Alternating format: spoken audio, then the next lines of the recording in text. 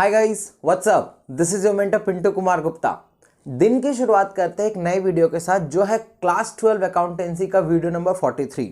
आज के इस वीडियो में हमारा जो टॉपिक ऑफ डिस्कशन होने वाला है वो इस पे डिटेल करेंगे हम लोग।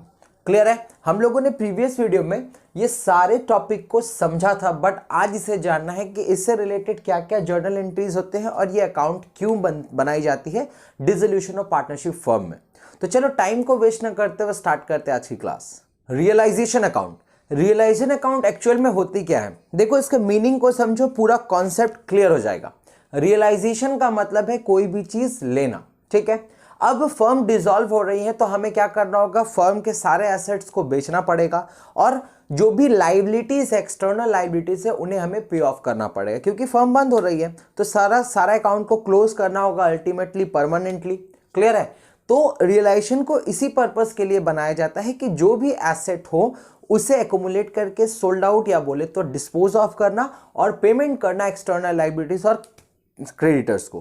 क्लियर है? तो रियलाइजेशन अकाउंट बोलती क्या है, by nature it is a nominal account. Nominal account का मतलब है all expenses are debit and all incomes and gains are credit. Clear? Realisation account is open for disposing of all the assets. सारे assets को बेच रहे हैं अपन लोग of the firm and making payment to all creditor और external liabilities. सारे creditors और एक्सटर्नल जो फर्म के बाहर के लाइबिलिटी है उसे हमें पे ऑफ करना होगा, इसलिए हम लोग रियलाइजेशन अकाउंट बनाते हैं। ठीक है। अब इस साल के सैंपल पेपर में जर्नल एंट्रीज के आने की चांसेस बहुत ज्यादा है। ठीक है। तो हमारे पास अगर अकाउंट का एक्सपोजर रहेगा, हमारे पास पिक्चर रहेगी, तो हम लोग देखो इसी को बेस करके जर्नल एंट्री क्लियर करेंगे। सबसे पहला, अगर रियलाइजेशन अकाउंट बनाओगे तो क्वेश्चन में नजर देना और क्वेश्चन के बैलेंस शीट, क्वेश्चन में एक बैलेंस शीट गिवन होगा और बैलेंस शीट का फॉर्मेट क्या होता है, इस साइड होता है लाइबिलिटी, इस साइड होता है एसेट। क्लियर है? अब लाइबिलिटी में बहुत सारी चीजें होती हैं और एसेट में भी बहुत सारी चीजें होती हैं। Am I clear? सबसे पहले हमारा जो काम होगा, क्यों रियलाइजेशन बनाया जाता है, for disposing of all the asset, सारे एसेट को बेचने के लिए। तो बेचने के लिए हमें सबसे पहले क्या करना पड़ेगा, सारे एसेट को एक्युमुलेट करना पड़ेगा और उसके रियलाइजेशन अकाउंट में लिखना पड़ेगा। क्लियर? तो रियलाइजेशन अकाउंट में टू साइड देखो, सारे सन्ड्री एसेट को लिखेंगे, बट एक बार रुकना है वहां पे। सारे सन्ड्री एसेट को मतलब है कि यहां पे जो भी एसेट्स है वो लिखना, बट कुछ चीजें जो होती हैं जो हम लोग रियलाइजेशन अकाउंट में नहीं लिख सकते। सबसे पहले चीज जो होंगी वो कैश एंड बैंक बैलेंस, मतलब जो कैश और बैंक बैलेंस होगा उसे हम लोग नहीं लिखते क्योंकि कैश और बैंक अकाउंट हम लोग सेपरेटली ट्रीट करते हैं सबसे लास्ट में। क्लियर? दूसरा, debit balance of PL account. ये पीएल अकाउंट अगर एसेट साइड में अगर यहां पे दिया रहे debit balance, profit and loss account, वो पार्टनर्स कैपिटल अकाउंट में बटेंगे, इसलिए यहां नहीं आना है। फिर अगर पार्टनर का कोई कैपिटल यहाँ पे एक्स वाई जेड जो भी कैपिटल रहे एसेट साइड में या करंट अकाउंट रहे, सबसे पहले हम लोग वो सब पार्टनर्स अकाउंट, कैपिटल अकाउंट में क्लोज करेंगे। Then loan to a partner, अगर लोन इस साइड दिया रहे तो समझ लेना कि ये फर्म का लोन है जो पार्टनर ने फर्म को दिया है, और अगर एसेट साइड में रहे तो समझना कि लोन जो है वो फर्म ने पार्टनर को दिया है। तो ये फर्म के लिए क्या हो जाएगा, फर्म के लिए एसेट हो जाएगा। तो ये कहां पे सेट ऑफ होगा, ये पार्टनर्स कैपिटल में ही सेट ऑफ होगा, अदर बोला जाए और नहीं बोला जाए तो हम लोग एक पार्टनर्स लोन अकाउंट भी बनाते हैं, ये तो हम लोगों को पता है। और लास्ट में एडवर्टाइजमेंट सस्पेंस अकाउंट, ये भी कहीं ना कहीं डेफर्ड रेवेन्यू एक्सपेंडिचर है, यहां पे हम लोग नहीं करेंगे। ठीक है। तो इन सारे चीजों को छोड़ते हैं। और एक चीज याद रखना है, डेटर और सारे प्रोविजंस को लेके, अगर मान लो क्वेश्चन हम लोगों के पास बैलेंस शीट्स होते हैं और बैलेंस शीट में इस तरीके से वर्डिंग्स रहते हैं, डेटर, मान लो 1,00,000 रुपए है डेटर और उससे प्रोविजन लेस रहता है, मान लो 10%, तो 90,000 रुपए हमारा नेट डेटर हो जाता है। तो इस फिगर को हम लोग बोलते हैं ग्रॉस वैल्यू और इस फिगर को हम लोग बोलते हैं नेट वैल्यू। बट अक्सर कुछ स्टूडेंट्स क्या करते हैं, इस नेट वैल्यू को सन्ड्री एसेट में लिखते हैं, बट ऐसा बिल्कुल भी नहीं करना है। सबसे पहले हमारा काम होगा, जो भी एसेट्स हैं एसेट को ग्रॉस वैल्यू में लिखो, अगर उसमें प्रोविजन डिडक्टेड है फिर भी। अब एसेट में क्या क्या चीज देखने को मिलती है, डेटर देखने को मिलती है, कभी कभी मशीनरीज में प्रोविजन फॉर डेप्रिसिएशन रहते हैं और कभी कभी इन्वेस्टमेंट में देखने को मिलते हैं इन्वेस्टमेंट फ्लक्चुएशन रिजर्व, ये सारे 3 चीजें होते हैं। ठीक है। तो हमें क्या करना है, सारे ग्रॉस वैल्यू को फिगर आउट करके सन्ड्री एसेट में लिखना है और जो भी प्रोविजंस होंगे वो प्रोविजन को बाई साइड में लिखना है। देखो यहाँ पे by provision of any asset, जो भी हो, चाहे प्रोविजन फॉर डाउटफुल डेप्ट हो, डिप्रिसिएशन हो, इन्वेस्टमेंट फ्लक्चुएशन, रिजर्व्स हो। बात क्लियर है? ठीक है। अब चले आते हैं, ये हमारा एसेट का काम हुआ, ये हमारा नंबर 1 काम होगा कि सारे एसेट्स को हमें रिलेशन अकाउंट के 2 साइड में पोस्ट करना है। देन सर दूसरा हमारा काम क्या होगा? दूसरा, अगर हम लोगों ने एसेट को लेकर के कवर अप किया है तो सारे लाइबिलिटी को भी तो देखना पड़ेगा कि फर्म का लाइबिलिटी कितना है। तो दूसरा काम होगा लाइबिलिटी को पोस्ट करना रियलाइजेशन अकाउंट में।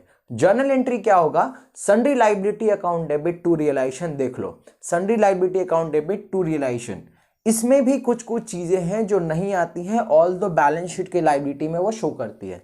क्या है? Credit balance of reserve and PL, ये कहां जाती है? याद करो मेरे साथ, पार्टनर्स कैपिटल अकाउंट के बाई साइड में चली जाती है। नेक्स्ट, पार्टनर्स कैपिटल और करंट अकाउंट, ये तो पार्टनर्स कैपिटल में बाय बैलेंस बीडी लिखा ही रहता है।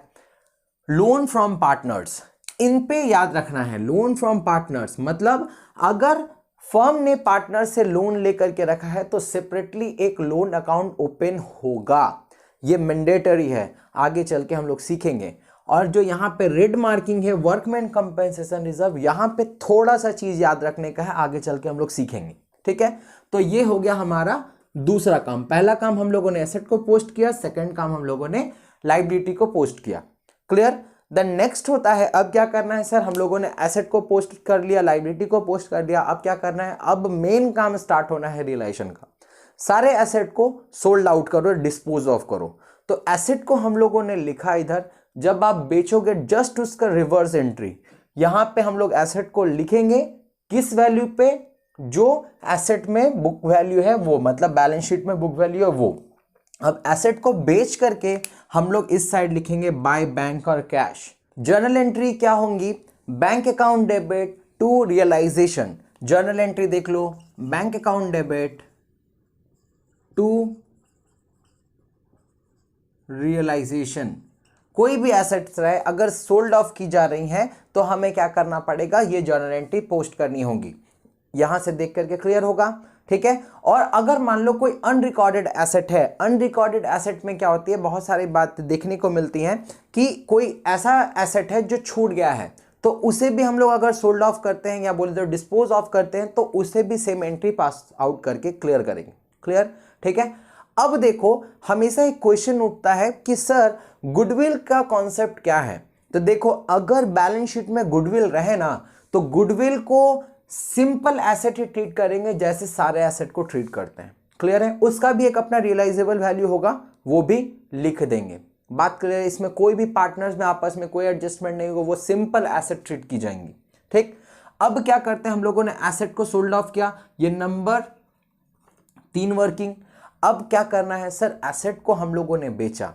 अब कुछ ऐसे भी एसेट्स होंगे जो बिक्री न हुई हो, तो हम लोग मान लेते हैं कि हाँ भाई उसका कोई रियलाइजेबल वैल्यू नहीं होगा, वो उसी तरीके से रखा रह गया। क्लियर है? मतलब जो भी इंफॉर्मेशन अगर वर्किंग्स में दिए रहेंगी, नोट्स में दिए रहेंगे, एडिशनल इंफॉर्मेशन में दी होंगी, हम लोग उसी के बेसिस में मान लेंगे कि हाँ ये एसेट सोल्ड ऑफ की गई है। क्लियर है?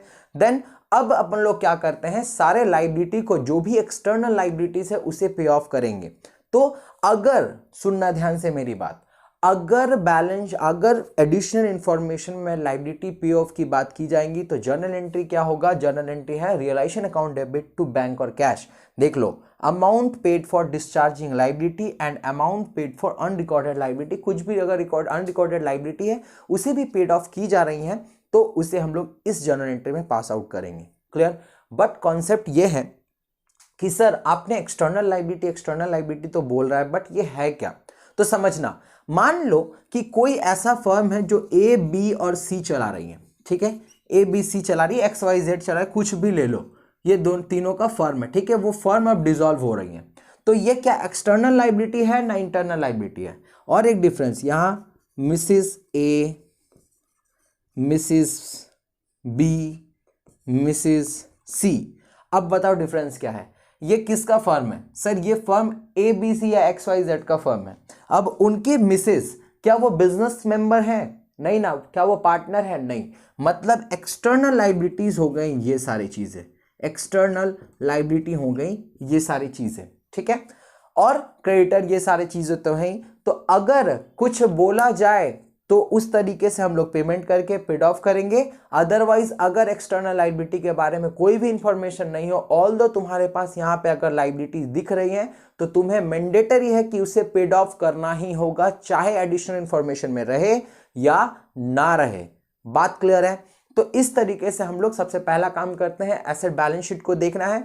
एसेट में पहले ग्रॉस वैल्यू, अगर सारे एसेट को पोस्ट करना है टू सन्ड्री एसेट बोल के, अगर उसमें डेटर्स मशीनरीज में अगर प्रोविजंस रहती हैं तो उसकी ग्रॉस वैल्यू को लिखना है और प्रोविजन को बाई साइड लिखना है। देन दूसरा, सारे लायबिलिटी को यहां पे लिखना है, ठीक है, ये सारे चीजें छोड़ करके। तीसरा, एसेट को हमें बेच करके निकालना होगा, जो भी एडिशनल इंफॉर्मेशन में रहेंगी उसे ही, अदरवाइज जो एसेट के बारे में नहीं है उसे हम लोग छोड़ देंगे, कुछ भी नहीं करेंगे। जो चौथा काम हमारा होगा, सारे लायबिलिटी को पेड ऑफ करना होगा।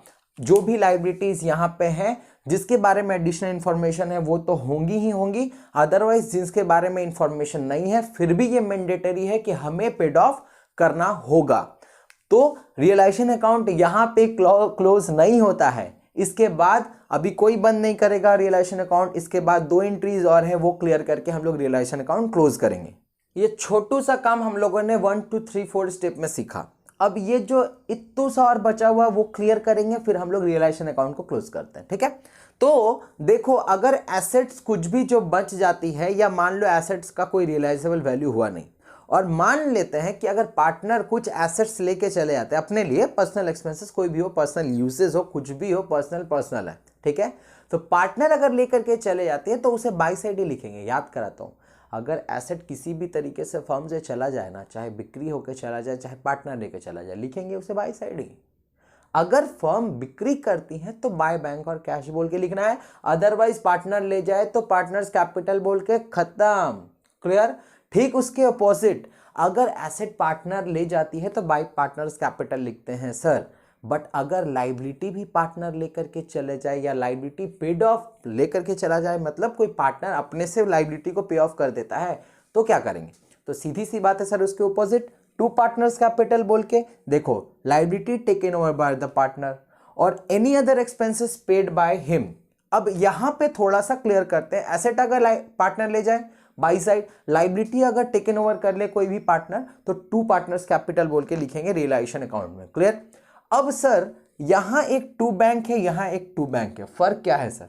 देखो, जो भी पूरा प्रोसेस होता है ना डिसोल्यूशन का, उसमें खर्च होती है, ठीक है, या जो भी एसेट सेल कराना है बहुत सारे खर्च तो होते हैं, तो उसे हम लोग बोलते हैं एक्सपेंसेस ऑन रियलाइजेशन। अगर फर्म पेड करती है एक्सपेंसेस ऑन रियलाइजेशन तो टू बैंक और कैश करके अपन लोग लिखते हैं। बट कभी कभी ऐसा होता है कि पार्टनर बहुत बहुत अच्छा है, बहुत अच्छा है, वो खुद पे करेगा, बट वो बहुत सियाना है, वो पेमेंट तो कर दिया जब जरूरत है, लेकिन वो फर्म से क्लेम करेगा, भाई हमारा रियलाइजेशन एक्सपेंसेस इतना हुआ था, हमें पे ऑफ करो। तो अब क्या होगा, अगर कोई भी फर्म, मतलब कोई भी पार्टनर पे ऑफ करती है एक्सपेंसेस ऑन रियलाइजेशन, तो क्या होगा? देखो वही लिखा हुआ, any other expenses paid by him. अगर पार्टनर कोई भी एक्सपेंसेस पे करता है तो पार्टनर कैपिटल में यहाँ पे रियलाइजेशन अकाउंट में डेबिट करेंगे, ठीक है। या कोई भी कमीशन, कोई भी रेम्यूनरेशन उसे अगर पे ऑफ करना होगा फर्म को तो टू पार्टनर्स कैपिटल बोल के हम लोग रियलाइजेशन अकाउंट में लिख देंगे। बात क्लियर है? जब इतने सारे अकाउंट, ये सारे एडजस्टमेंट क्लियर होंगे तो हम लोग फिर रियलाइजेशन अकाउंट को क्लोज करेंगे। अगर बैलेंस इस साइड चले आए तो ये क्या होता है सर? ये profit on realisation, profit on realisation, और मान लो एक्स वाई जेड जो भी रेशियो प्रॉफिट शेयरिंग रेशियो है उसमें डिस्ट्रीब्यूट होंगी। अगर बैलेंस सर इस साइड चले आए तो क्या हो सर? तो होगा ये बाय लॉस ऑन रियलाइजेशन, ये एक्स वाई जेड में प्रॉफिट शेयरिंग रेशियो के हिसाब से बट जाएंगी। ये हो गया हमारा रियलाइजेशन अकाउंट। अब क्या करना है? अब हमें पार्टनर्स कैपिटल अकाउंट देखना है, पार्टनर्स लोन अकाउंट देखना है और कैश और बैंक अकाउंट देखना है। तो उसके लिए हम लोग वेट करते हैं नेक्स्ट वीडियो का, तब तक के लिए बने रहो मेरे साथ। Thank you.